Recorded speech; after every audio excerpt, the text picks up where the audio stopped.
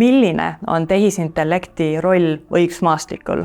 Kas tehisaru suudab praegu või tulevikus asendada advokaati või kohtunikku? Mina olen Ellex Raidla vandeadvokaat Merlin ja töötan andmekaitse ja tehnoloogia valdkonnas. Tehisaru on mis tahes süsteem, mis suudab lahendada ülesandeid, pealt näha inimintelligentsi kasutades. Juuramaailmas on võimalik tehisaru ära kasutada näiteks väga suurte erinevate andmemahtude töötlemisel, mida tehisaru suudab teha inimesest kiiremini ja efektiivsemalt. Üheks huvitavaks ja väga põnevaks näiteks tehisaru süsteemist õigusmaastikul on Ameerika Ühendriikides kasutuses olev kompasssüsteem. Kompass hindab mitmeid tegureid, nagu näiteks varasem kriminaalne käitumine, sotsiaalsed suhted, isiksuse omadused, et ennustada, kui suur tõenäosus on, et süüdimõistetu paneb toime uusi kuritegusid. Süsteemi tulemusi kasutatakse abivahendina, et toetada kohtunikke otsuste tegemisel nagu kautsjoni määramine või tingimisi vabastamise üle otsustamine. See süsteem on saanud ka palju kriitikat. Nimelt on siis erinevad uuringud näidanud, et see tehisaru süsteem võib prognoosida mustanahalistele kõrgemat riski võrreldes valgenahalistega, ka siis, kui nende taust on tegelikult väga sarnane.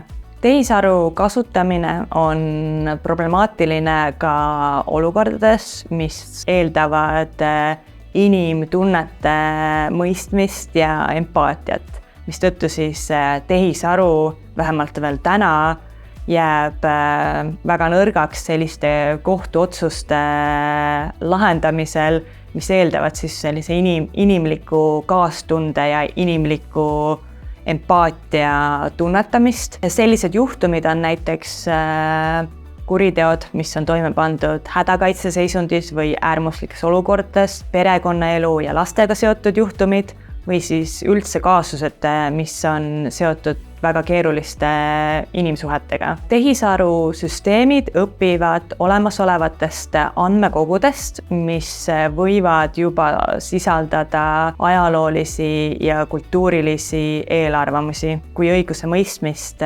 treenitakse andmestikul, mis sisaldab rassilist kallutatust, võib süsteem kinnistada või isegi süvendada sellist diskrimineerimist. Oleme siin toonud erinevaid näiteid rahvusvahelisest praktikast, aga räägime natuke lokaalsemalt ka, et kuidas saab Eestis advokaat kasutada tehisarusüsteeme ja mida silmas pidada.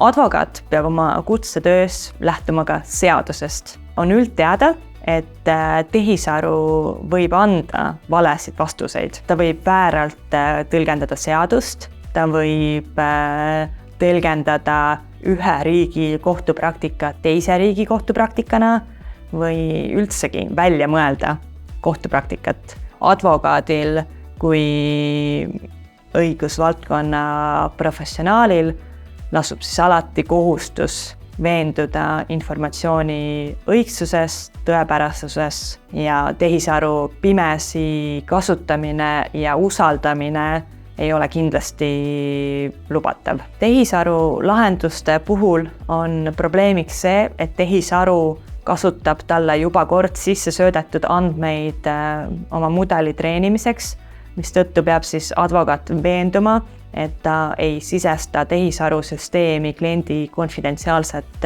teavet, mis võib saada kahjustatud. Tehisintellektil on potentsiaali muuta õigussüsteemi efektiivsemaks ja kiiremaks, automatiseerides lihtsamaid ülesandeid ning olles heaks tööriistaks nii advokaatidele kui kohtunikele. Siiski on oluline tagada, et lõpliku otsuse teeks ikkagi inimene, kes suudab arvestada ka eetilisi ja moraalseid kaalutlusi.